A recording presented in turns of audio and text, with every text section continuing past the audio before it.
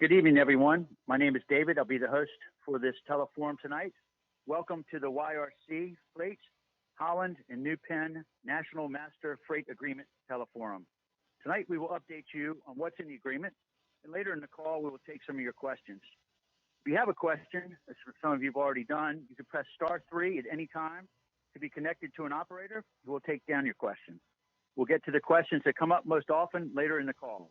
Again, anyone who wants to ask a question, to get in queue, press *3. To start the call tonight is Teamsters National Freight Division Director, Ernie Soul. Ernie, you have the floor. Good evening, everybody. Thank you for getting on this call this evening.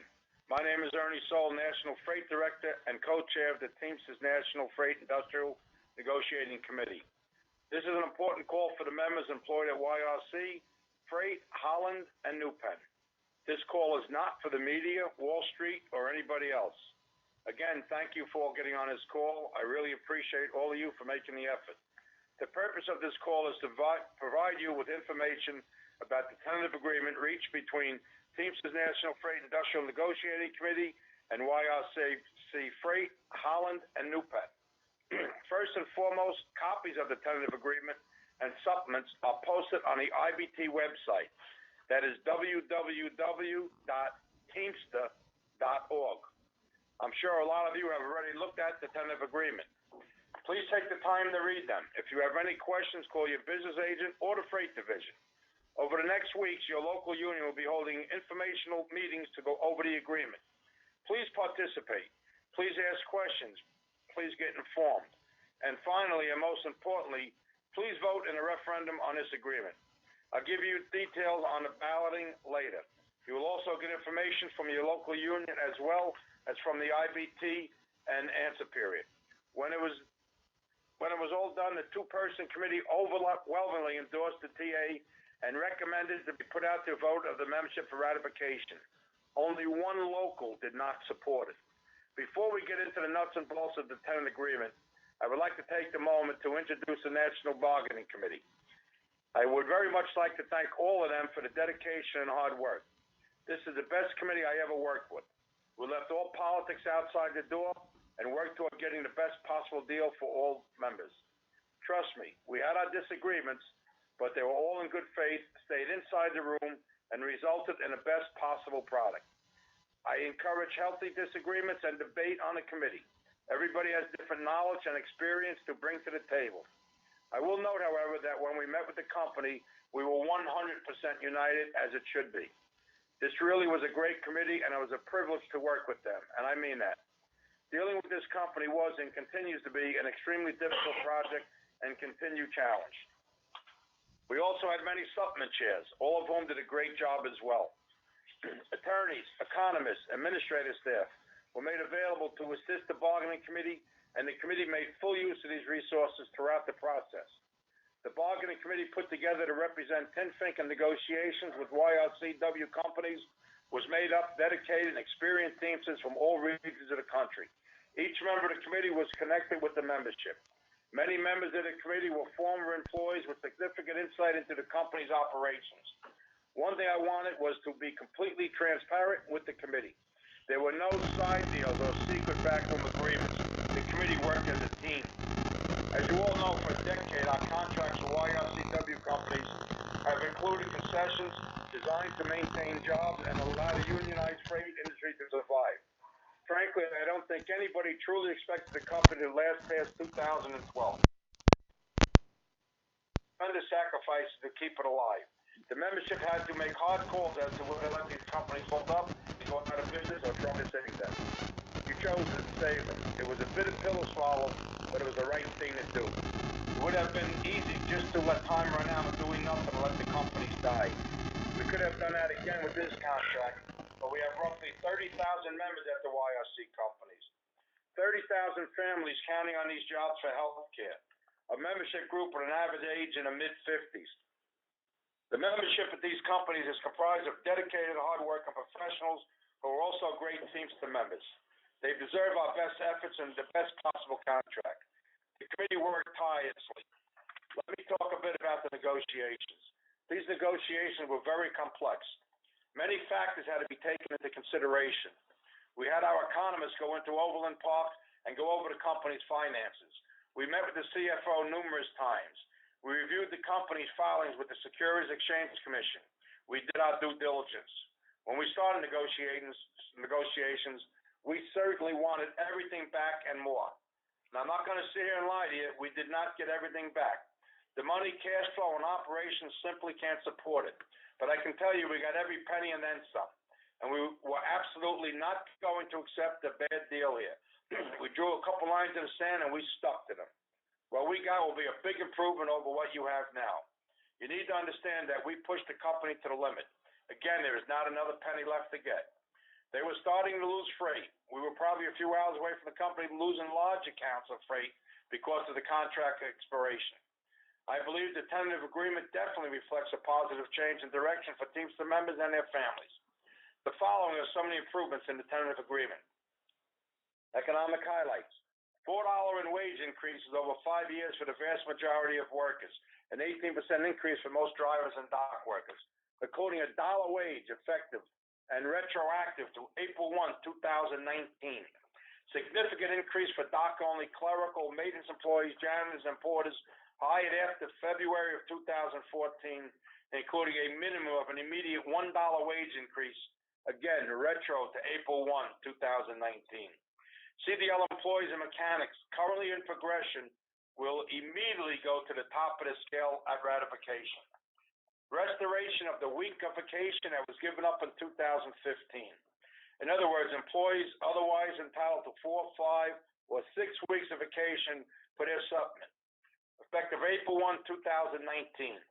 Actually, a week ago, everybody's entitled to the additional week. This will require the 3 companies to restore approximately 14,000 additional weeks of vacation every year. Eligible employees can take the restored week in a cash payment if they so desire. Restoration of the former higher payout scales for vacation, whether it was 152nd, 45 hours, 50 hours, whatever the applicable supplement provides. Protection of our healthcare benefits with no employee co-pays, up to 50 cents per hour increase each year for most. The company agreed to provide other funds with fixed guarantee amounts to maintain benefits. The company was insisting on having co-pays for our active and unborn. Pension funds with funding improvement plans or rehabilitation plans in effect that require contribution increases each year can receive those increases in accordance with their plans of up to 8% each year. Enhanced vacation benefits and cash out options for employees in the military who are all called up to active duty. Unused sick leave for any year will be paid out on January 31st. We increased moving expenses in the event of a change of operations. Elimination of the MOU structure and a return to a normal contract structure. Elimination of the MOU subcommittee and return to a traditional grievance committee system. New language totally prohibiting the use of onboard video cameras for disciplinary purposes. New language totally prohibiting the installation of inward-facing cameras in trucks for any purposes. No inward-facing cameras. New language strengthening disciplinary protection against the use of video evidence from outside the vehicle. For example, cameras in a terminal by eliminating general word of dishonesty as a permissible use and limiting such use to theft of property, violence, and falsification. Dishonesty is now out of the agreement. New language prohibiting the employee from using electronic equipment, ELDs, cameras, or other technology to harass or excessively monitor employees.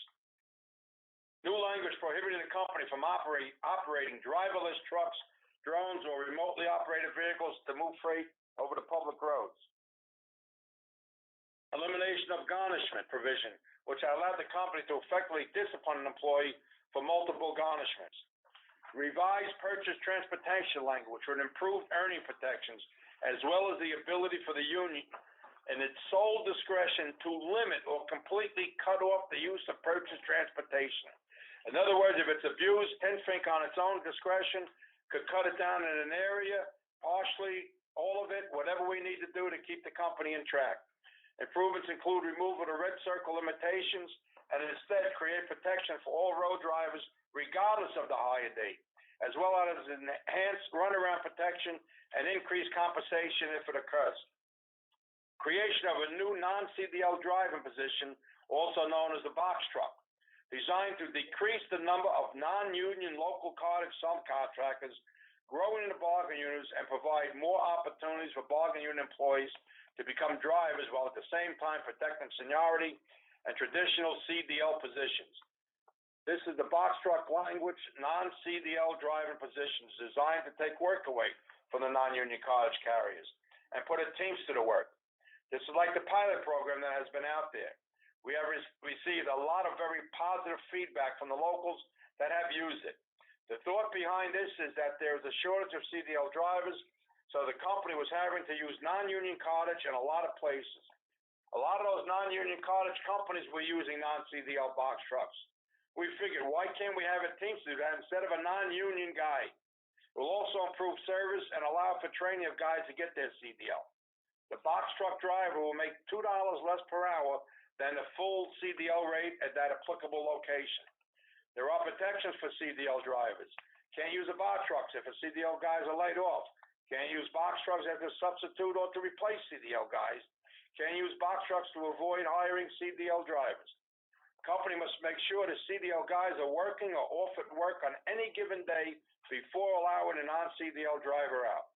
If the CDL driver has to do non-CDL work and drive the box truck, he gets his highest rate of pay. Likewise, if a current non-CDL employee bids into the box truck position, he keeps his highest rate of pay, or the box truck rate, whichever is higher. This is a win-win situation. Reduce non-union cartage, improve service, get more customers, and protect our CDL drivers. Creation of a dock-only position at terminals that were previously CDL only, thereby allowing drivers with CDLs to actually drive. CDL drivers could also bid into the dock-only positions if they choose to maintain their CDL rate of pay. Implementation of a 34-hour restart and a 70-hour work week in order to minimize the use of non-union road purchase transportation and maximize earning potentials for bargain unit drivers. Such changes are 100% voluntary on the part of the driver at all times, and the company cannot use the changes to alter or reduce the bids. This program is designed to allow the individual driver the flexibility to perform extra work on a weekly basis if the driver so chooses. No driver can be forced to work the additional runs.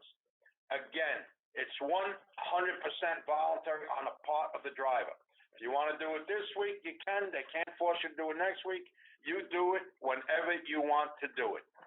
Enhanced family and medical leave benefits, stating that the employer cannot force an employee to take scheduled vacation leave as FMLA leave and cannot force the employee to take the last unscheduled week of vacation as FMLA leave.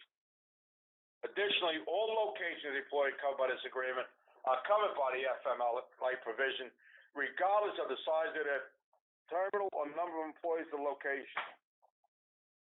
Improve card check and neutrality language to allow local unions to organize unorganized workers at locations or operations of the company which are not yet fully organized. An example, your office clericals, your mechanics, your porters, your janitor, etc. A written commitment from YRC, the parent company, acknowledging that the job security is a core purpose of this agreement and committing that Henry Logistics will not be used to divert work away from the bargaining unit, and that letter will be part of the contract and back of the contract. Improve transfer of interest provision stating that the contract will apply to any operations or portion thereof that is sold or transferred. New provision stating that the applicable road steward shall be paid his or her hourly rate for time spent in grievance hearings meetings with the employer before or after his run. This had been a problem in many areas. The road steward had to sit around and wait after a run. Excuse me. Enhanced transfer language, Article 5, Section 5. That allows laid-off employees to transfer to hiring locations at any of the three companies covered by the agreement and now have their movement expenses paid. Significant equipment and safety improvements, including but not limited to provisions dealing with the ABS warning indicators, improved forklift equipment, tires, lights, mirrors, adjustable seats, and air conditioning and new hustling yard jockeys in the warm weather states. Protection against injured employees being forced to perform modified duty If the employee has been prescribed medications that prevent the employee from driving a vehicle, or where the treating physician certifies that the employee cannot drive to and from work. Express provision is stating that no employee will be subject to random drug alcohol testing unless required by applicable law. It's a 5-year agreement, and all wage increases are retroactive to April 1st. When you look at the documents, look at that Addendum A. It officially ends the MOUs and ends the MOU subcommittee. All the dollar figures in this TA are real dollars, not dollars that get reduced by 15%.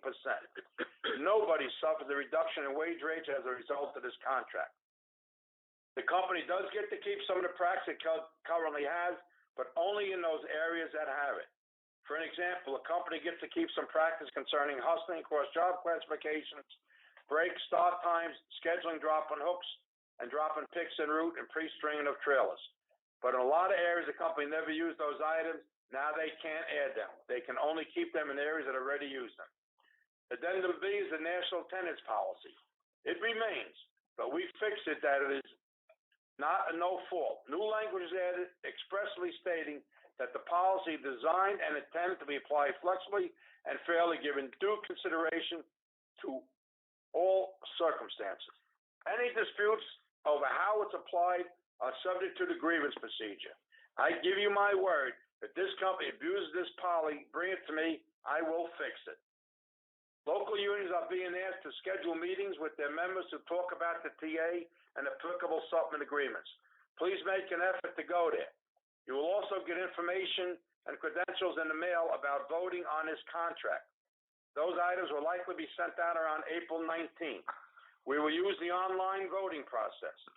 They work and are 100% reliable and confidential. It is the same procedure used at ABF, UPS, and many other contracts.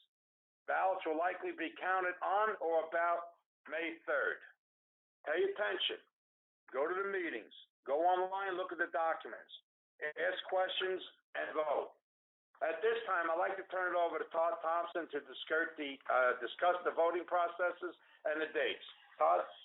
Thank you, Ernie. I would just like to go over the timeline for the ratification process that, as Ernie said, will be done electronically. So that means on April 19th, credentials will be mailed to each member. The credential will have a password so that you can either call in on the phone and use that password, the credential, to vote.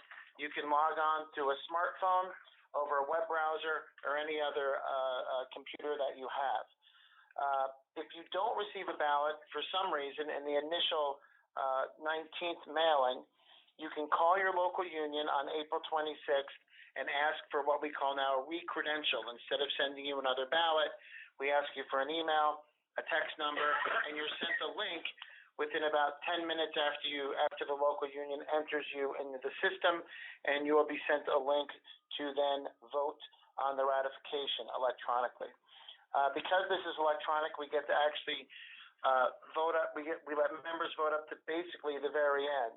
So you can ask on the day that we're counting, which is May 3rd, for a re-credential up to 11 o'clock a.m. These are all Eastern times. Voting ends at noon on May 3rd, that same day. So if you get re-credentialed, you haven't received your credential for voting, you can call the local union up to 11 o'clock. You'll receive that before noon and be able to vote. And then on May 3rd, that same day, we count at 4 p.m. Eastern. All members will be given the opportunity to either participate in a call like this to hear the results, and there's also a web browser that you could log into to see the results. We hit a button at 4 o'clock, and within a couple of minutes, the master agreement and all the supplemental numbers will pop up on a screen where you can view them or you can listen to on the phone call. So all of this information, when you receive your credential and these dates, will be included with that. Along with your credential will be an outline of all the changes that were made to the contract, a summary of that, and a Q&A. So as Ernie said, lastly, all the information about what I just reviewed is available online now at www.teamster.org. And with that, I'll turn it back over to Ernie Soule. Ernie? Thank you, Todd. It's been a long day, everybody. Next, I'd like to open it up to the moderator for questions and answers.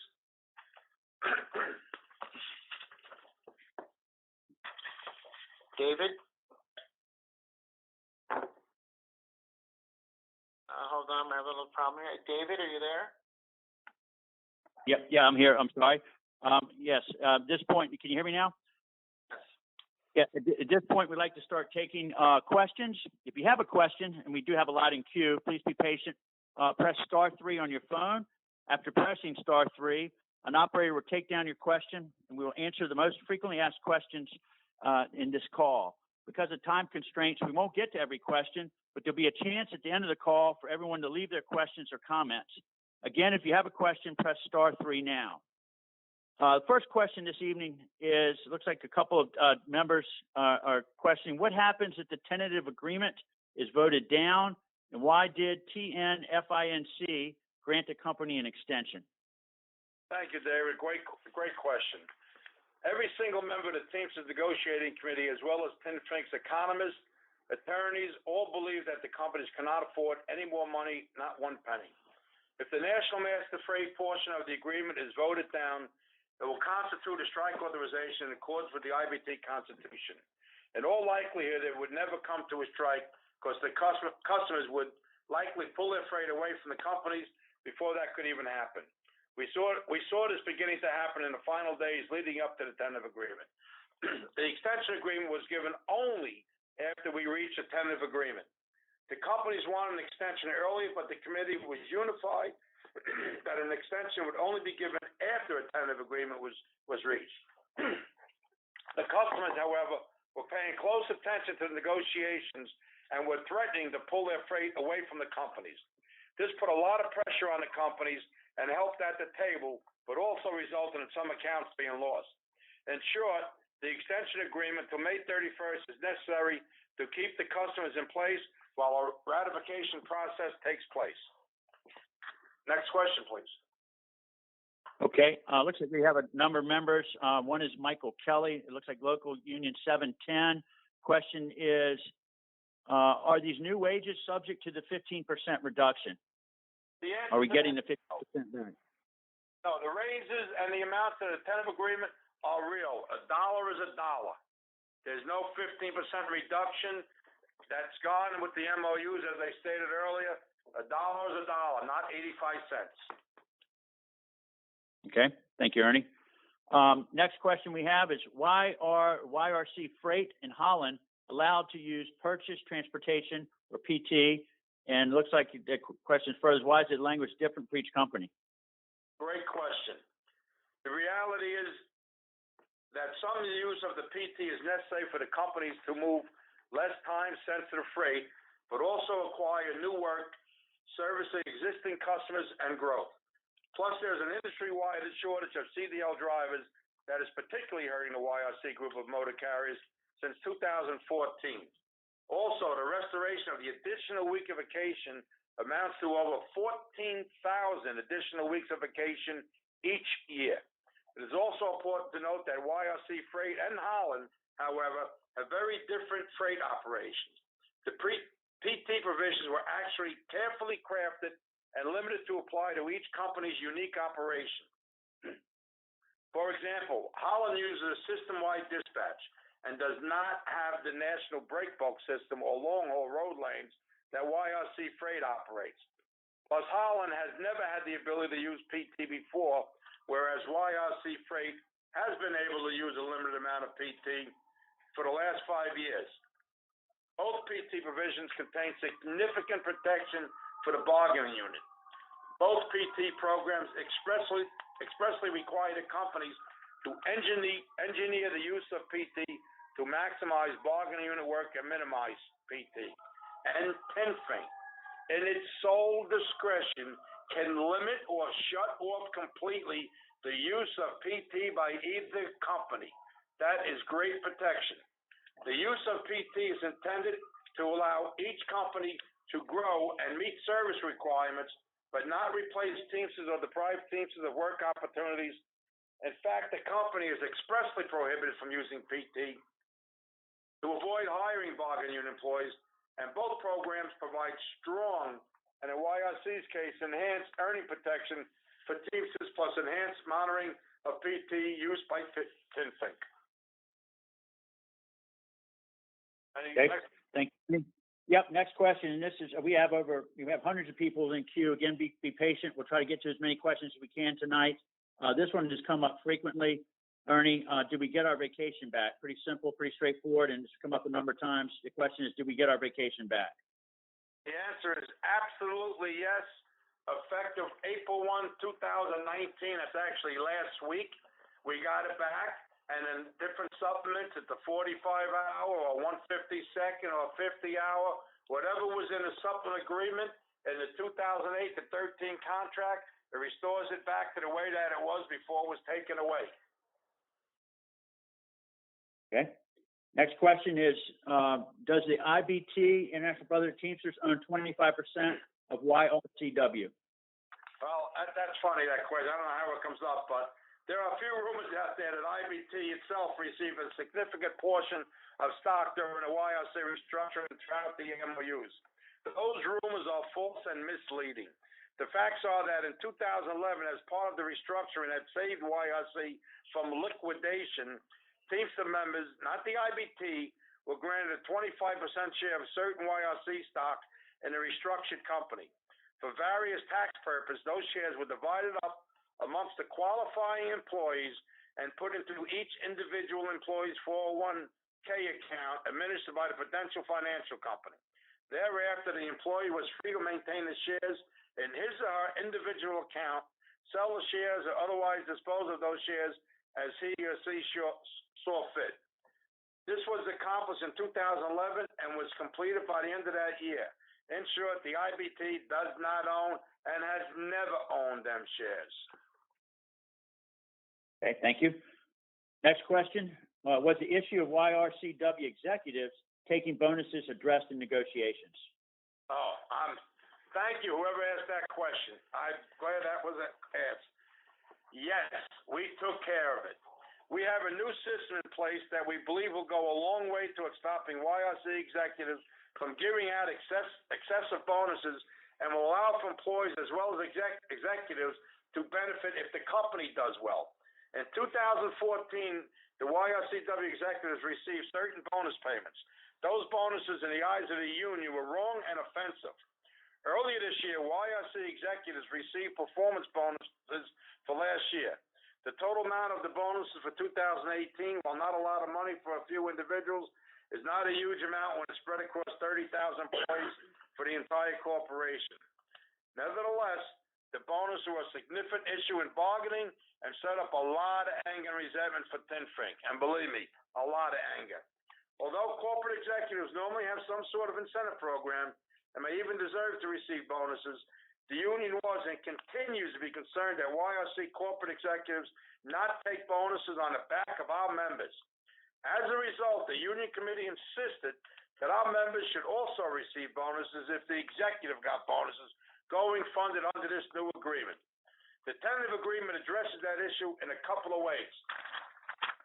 First, for calendar year starting in 2019 and each year thereafter, for every dollar that YRC executives receive in monetary bonuses, the bargaining unit receives $2 to be split equally amongst the membership.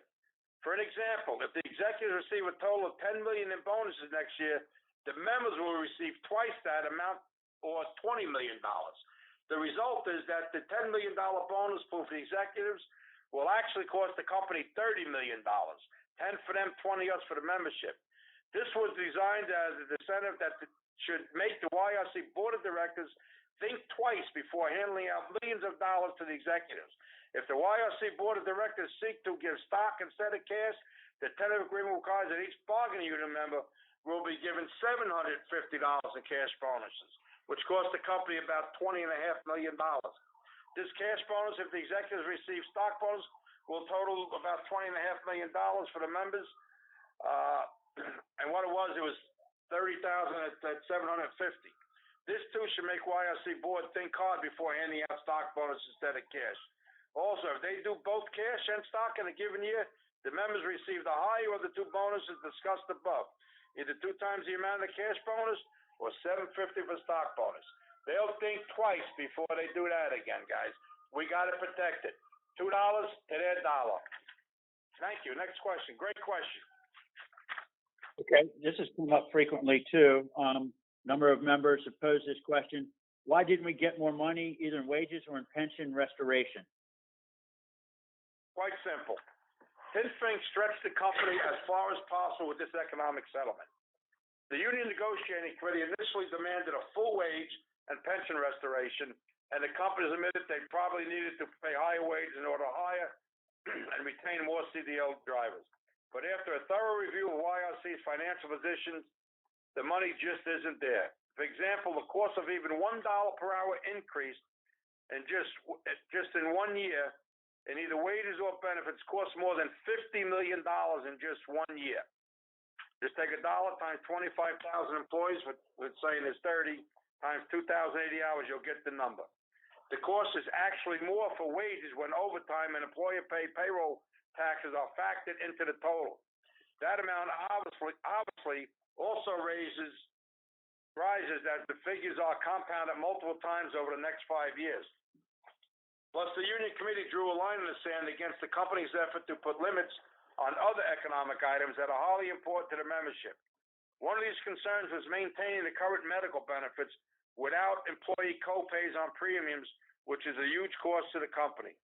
Also, restoration of the forfeited week of vacation for senior employees alone costs over $14 million per year. There are over 14,000 members who will receive the restored vacation week. These are just a few of the new costs of the tentative agreement. In fact, the union estimates that the tentative agreement will cost the YRC company more than $1 billion. That's what it be, $1 billion in new money over the course of the next 5 years. The company opened its books up to our union economists and made its chief financial officer available for multiple weeks to review all the company finances and calculations. Several meetings were held, and in the end, the union committee determined that there was simply no more money to get without putting the company at significant financial risk during this term of the agreement. Next question, please. Okay. Yes, you got it. Next question is, was HNRY Logistics addressed in negotiations? Yes, it was. Henry, in late 2018, YRC created Henry Logistics, who try to offer one-stop shopping to its customers. Tinfink has spoken directly with the CEO, Darren Hawkins, of YRC, and received assurances that any and all LTL freight and the type of freight normally carried on a YRC freight, Holland, New Penn, and Redway will continue to be carried by those companies, and that Henry will not use any other LTL carriers. Tinfink requested and received those assurances in writing. Like I said, you can see the letter on the YRC letterhead at the end of the national portion of the tentative agreement. In fact, YRCW expressly committed to the fact that job security as its Teamsters represented operating company is a core principle of the new contract, and that not only will the traditional work of Teamsters be protected, but YRCW will also seek to use the YRCW Teamster carriers first to try to perform new types of work that they do not normally perform, especially hauling custom truckload movements, before allowing Henry to use an outside source for those items.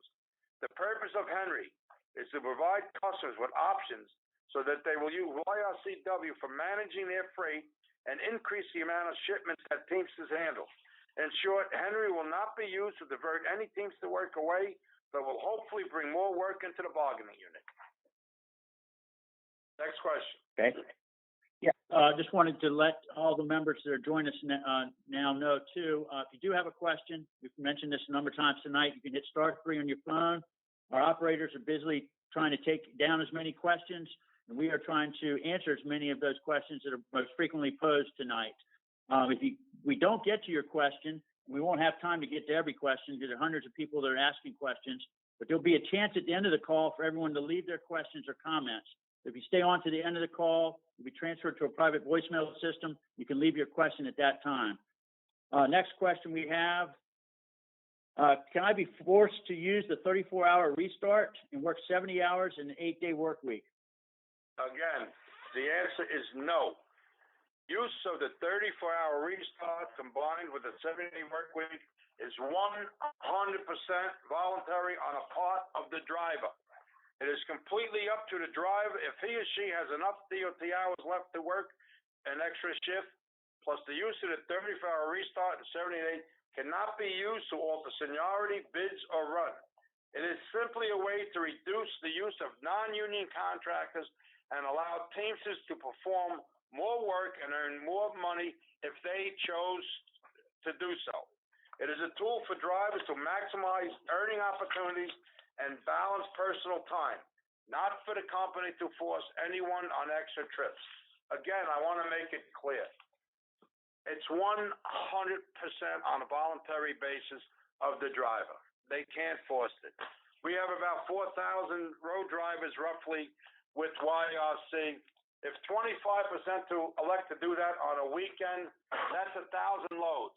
That 1,000 loads right now is being moved by non-union when we can have a Teamster move it and move that freight to the terminals that need to be moved and have a greater earnings opportunities. Great question. And again, because people try to get it confused or misrepresent it, it's 100% voluntarily. Okay. Next question. We have time for, looks like for two questions. This one is posed by a number of members, including Rodney Gibson of local number 728. Basically, is what will be done if the Teamsters do not accept the offer that's being given at this time, or if it's voted down? Well, there's contracts for every action. Not a single person on this committee thinks there's another penny to be gotten. A no vote on a national will constitute a strike authorization. Customers are watching this and likely to start pulling the freight off the truck line if this contract is voted down. May 31st is the extension. May 3rd is the count. If that count is down, my personal opinion and the committee's opinion, I don't think we will make it to May 31st. Okay. We have a number of questions concerning about the specifics on the healthcare and what is in the current negotiated agreement concerning healthcare specifically. Well, one thing that the negotiating committee had this company till last on Thursday about 7:30 at night would not take off the table where employees had to co-pay for their health care, and we absolutely would not allow to have that. We now have with all the health care plans, there's no co-pay for the actives, for the unborns, and there's 50 cents each year that will apply to the contract. And if a fund or a local requests an amount and the company don't agree with, there's no more Article 20. It goes to the National Negotiating Committee, and if it's deadlocked at the National Negotiating Committee, they get what the fund requested. Okay. We have time for one last question. This one is specifically concerning, and again, this has come up a number of different questions amongst the members, is what are the wages for the current negotiated agreement? It's a broad question, a couple of different times. There's $4 hours in wage increases over the next 5 years. It's approximately, with all the ingredients of the contract, a $1.1 billion. And you know, it's everything is retro back to April 1 of 2019, which is $1 an hour, and it goes up from there with a total of $4 per hour in the 5 years. Okay, so we're just about out of time. I'd like to now ask Ernie, if you would, please, to have your closing remarks. And again, if we didn't get to your question due to time constraints and a number of questions that were asked, please stay on the call at the end of the call. You will be transferred to a private voicemail system. At that time, you can ask your question or comments, and we will get to those as soon as we can. Again, Ernie, you have your floor for your closing remarks. Thank you. I'd like to thank everybody again for participating on this call. It's important when your local notifies you when they're having a meeting or if they come to the job site, you need to go to the meetings and find out everything on the contract, guys. Go online, look at the documents. They're up there now, again, on teamster.org. Ask questions. Most importantly, you need to vote.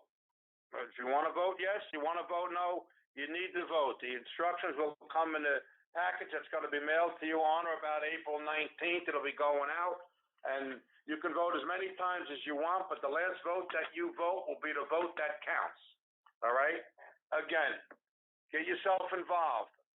See what's going on out there. We tried to protect and got everything. This committee worked so hard to get where we got, and we were all surprised we got where we were with the shape of this company. Again, in closing, I'd like to thank everybody for getting on this call this evening. I know you have better things that you'd like to be doing, but we also do too. But we want to make sure that we try to keep everybody informed the best we can with the contract. And with that, I'm going to say good night. And again, thank you to everybody. Again, stay on the call to record your question, and everyone have a good evening. Thank you.